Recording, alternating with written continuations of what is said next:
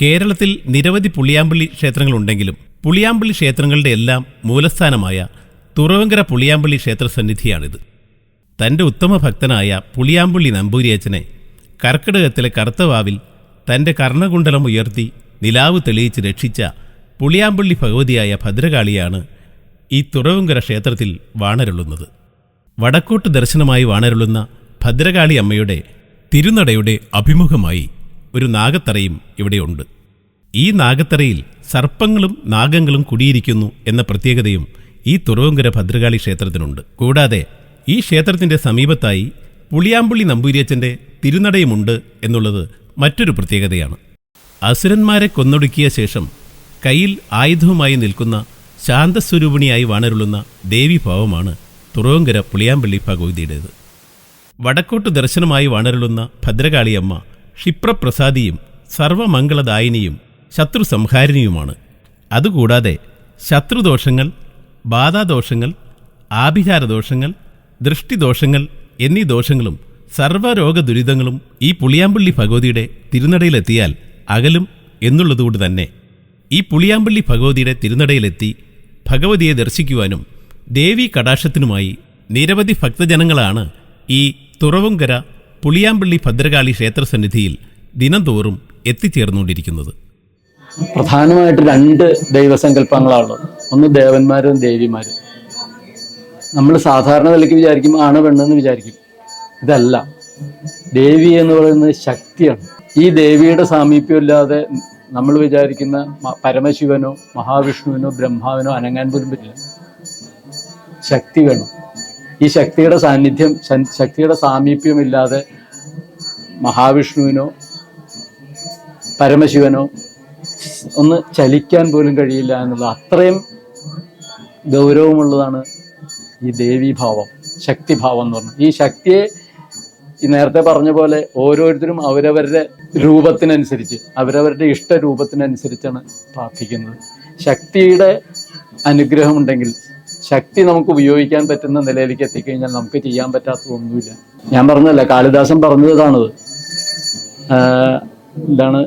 ശിവശക്തിയായുക്തോ യതി ഭവതി ശക്ത പ്രഭവിതും ന ചേദേവൻ ദേവോ ന ഖലു കുശല സ്പന്ദിതുമപി. സ്പന്ദിക്കാൻ പോലും ശിവൻ ശക്തിയുക്തനല്ലെങ്കിൽ കഴിയില്ല. അപ്പോ ശക്തി എന്ന് പറയുന്നത് നമുക്ക് ചലിക്കാൻ പോലും ആവശ്യമായിട്ടുള്ള, പ്രവർത്തനത്തിന് ആവശ്യമായിട്ടുള്ള, കർമ്മത്തിന് ആവശ്യമായിട്ടുള്ള ഏറ്റവും വലിയ ഒരു കാര്യമാണ് ശക്തി എന്ന് പറയുന്നത്. അതാണ് ദേവീഭാവം. അതിൽ ദുർഗയുടെ രൂപമുണ്ട്, ബ്രഹ്മാവിനോട് ചേരുമ്പോൾ സരസ്വതിയുടെ രൂപമുണ്ട്, പരമശിവന്റെ കൂടെ കൂടുമ്പോൾ പാർവതിയുടെ രൂപമുണ്ട്. ഇതെല്ലാം ശക്തി തന്നെ. ഈ ശക്തി രൂപത്തിൽ ക്ഷിപ്രപ്രസാദിയായിട്ടുള്ള ഒരു ശക്തി സ്വരൂപമാണ് ഭദ്രകാളി എന്ന് പറയുന്നത്. എന്താ ക്ഷിപ്രപ്രസാദി എന്ന് വെച്ച് കഴിഞ്ഞാൽ പെട്ടെന്ന് അനുഗ്രഹം കൊടുക്കുന്നു, ഏറ്റവും വേഗത്തിൽ അനുഗ്രഹം നൽകുന്ന ഒരു ശക്തി സ്വരൂപമായിട്ടാണ് ഭദ്രകാളിയെ കണക്കാക്കുന്നത്. അതിന് ഏറ്റവും അടുത്ത ഒരു ഉദാഹരണമാണ് പുളിയാമ്പള്ളി ഭഗവതി. പുളിയാമ്പള്ളി ഭഗവതിയെ ഭജിച്ച് ആ പുളിയാമ്പള്ളി ഭഗവതി നമ്പൂതിരിയച്ഛൻ്റെ എന്ത് കാര്യത്തിനും എന്ന് പറയട്ടെ കൂടെ നിന്നതായിട്ടുള്ള ചരിത്രം അടുത്ത കാലത്ത് വരെ നടന്നിട്ടുള്ളതാണ്. അതായത് ഐതിഹ്യമാലയിലൊക്കെ ഉണ്ടത്. ഐതിഹ്യമാലയിലുള്ള കഥയാണത്. ഈ പുളിയാമ്പള്ളി നമ്പൂതിരി എന്ന് പറഞ്ഞാൽ വളരെ സാത്വികനായിട്ടുള്ള, വളരെ പണ്ഡിതനായിട്ടുള്ള, വളരെ കർമ്മിയായിട്ടുള്ള ഒരു മന്ത്രവാദിയും ഒക്കെ ആയിരുന്നു. അദ്ദേഹത്തിന് നമ്മൾ സാധാരണ ഭാഷയിൽ പറയാറുണ്ട് വെളിപ്പുറത്തെത്താന്ന്. അങ്ങനെയായിരുന്നു. ഈ നമ്പൂതിരിയച്ഛൻ എവിടെ പോകുന്നു കൂടെ പോകുമായിരുന്നു പുളിയാമ്പള്ളി ഭഗവതി. ഈ പുളിയാമ്പള്ളി ഭഗവതിയുടെ അനുഗ്രഹം കൊണ്ടാണ് നമ്പൂതിരിയച്ഛൻ തൻ്റെ എല്ലാ കാര്യങ്ങൾക്കും വിഘ്നമില്ലാതെ കൊണ്ടുപോയിരുന്നു. അപ്പം അത്രയും ഭക്തന് ക്ഷിപ്രപ്രസാദം നൽകുന്നതാണ് ഈ ഭദ്രകാളി, കാളി എന്ന് പറയുന്ന ശക്തി. അതിന് ഏറ്റവും നമ്മളുടെ അടുത്ത് സമീപ ഭൂതകാലത്ത് വ്യക്തമായിട്ടുള്ളൊരു കഥയാണ് നമ്പൂതിരിയച്ഛൻ്റെ കാളിയുടെയും തമ്മിലുള്ള ബന്ധം. ഇത് മനസ്സിലാക്കിയാൽ നമുക്ക് കാളിയെ കുറെ കൂടുതൽ മനസ്സിലാക്കാം. അതാണ് ഇന്നത്തെ ആൾക്കാർ ഭദ്രകാളിയെ പുളിയാമ്പള്ളി ഭഗവതിയുടെ കാര്യങ്ങൾ, കഥകൾ മനസ്സിലാക്കി അതിൽ വിശ്വസിക്കുക. തുറവങ്കര പുളിയാമ്പള്ളി ഭഗവതിയുടെ തിരുനടയുടെ അഭിമുഖമായുള്ള ഈ നാഗത്തറയ്ക്കും നാഗപ്രതിഷ്ഠയ്ക്കും വളരെയേറെ പ്രാധാന്യമാണുള്ളത്.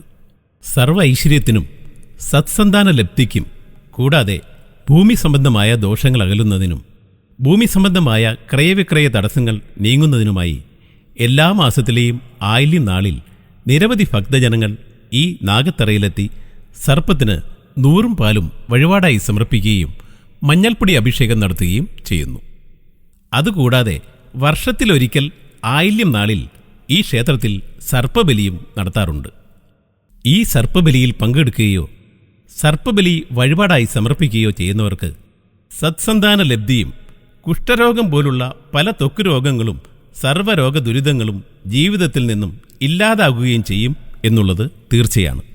ഈ സർപ്പബലിയിൽ പങ്കെടുക്കുവാനും വഴിപാടുകൾ സമർപ്പിക്കുവാനുമായി അന്നേ ദിവസം നിരവധി ഭക്തജനങ്ങളാണ് ഈ ക്ഷേത്രത്തിൽ എത്തിച്ചേരുന്നത്.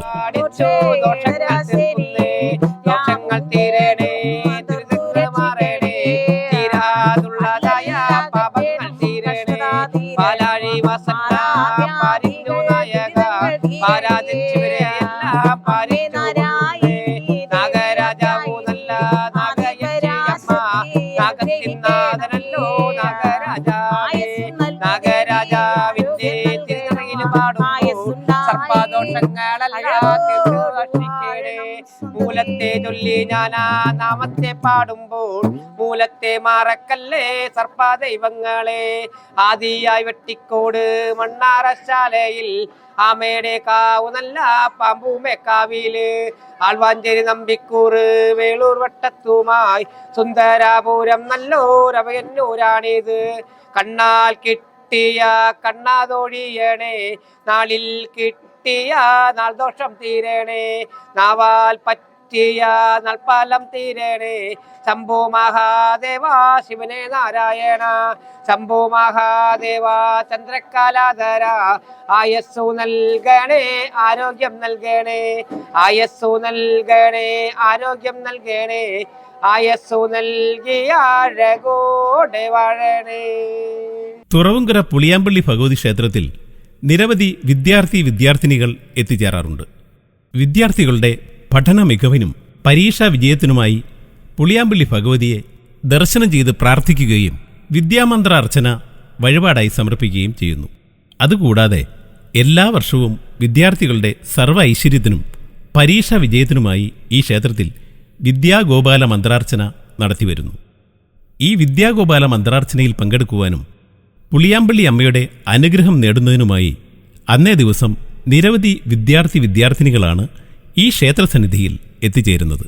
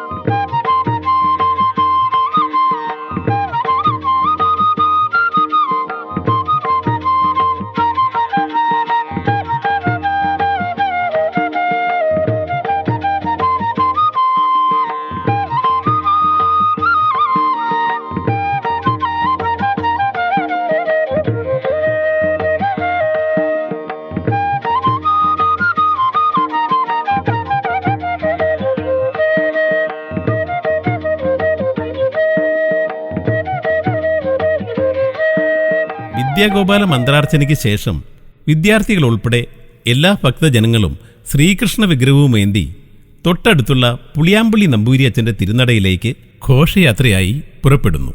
ശേഷം നമ്പൂരി അച്ഛനെ തൊഴുത് പ്രദക്ഷിണം ചെയ്ത് അനുഗ്രഹവും വാങ്ങി മടങ്ങുന്നു.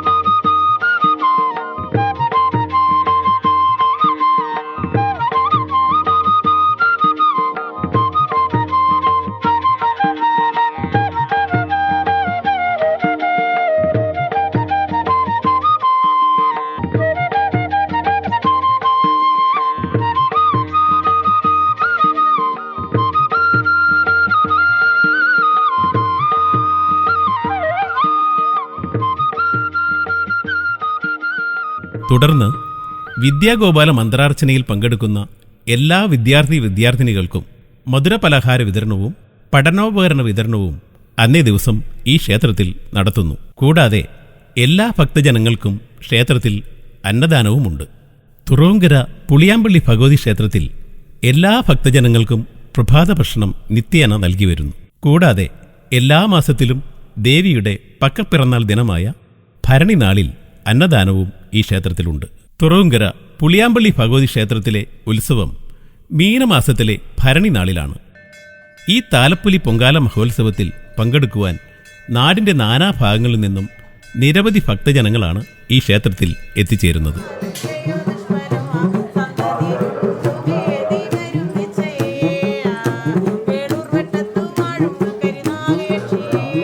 ഉത്സവ നാളുകളിൽ മുടിയേറ്റ്, കളമെഴുത്തുംപാട്ട് എന്നിവയും ഈ ക്ഷേത്രത്തിൽ നടത്തിവരുന്നു. ഈ താലപ്പൊലി പൊങ്കാല മഹോത്സവത്തിൽ പങ്കെടുക്കുവാൻ നിരവധി സ്ത്രീജനങ്ങളാണ് ഈ ക്ഷേത്രത്തിൽ എത്തിച്ചേരുന്നത്. ഈ സന്നിധിയിലെത്തി അവർ ഭദ്രകാളി അമ്മയ്ക്ക് പൊങ്കാല സമർപ്പിക്കുന്നു.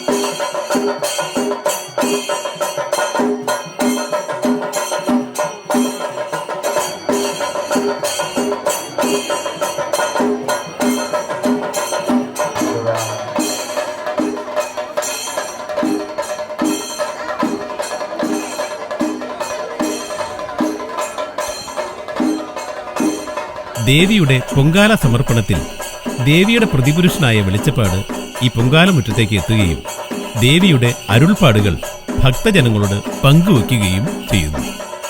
അതോടൊപ്പം ഭക്തജനങ്ങളുടെ അഭിവൃദ്ധിക്കായി നിർദ്ദേശങ്ങളും നൽകുന്നു.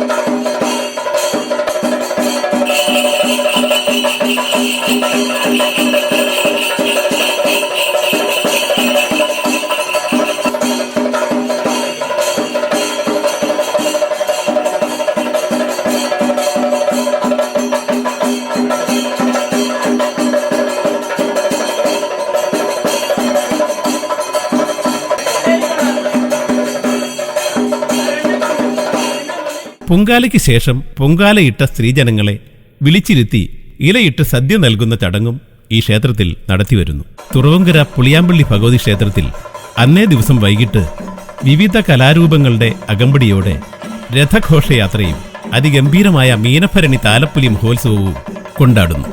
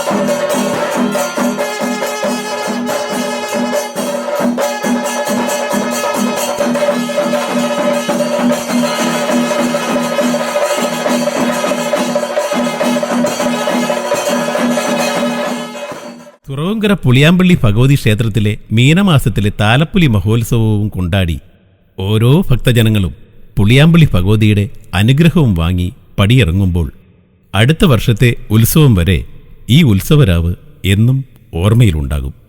വീണ്ടും ഒരു കാത്തിരിപ്പ് മീനമാസത്തിലെ പുളിയാമ്പള്ളി ഭഗവതിയുടെ പൊങ്കാല മഹോത്സവത്തിനായി. അമ്മേ ശരണം, ദേവീ ശരണം, പുളിയാമ്പള്ളി ഭഗവതീ ശരണം.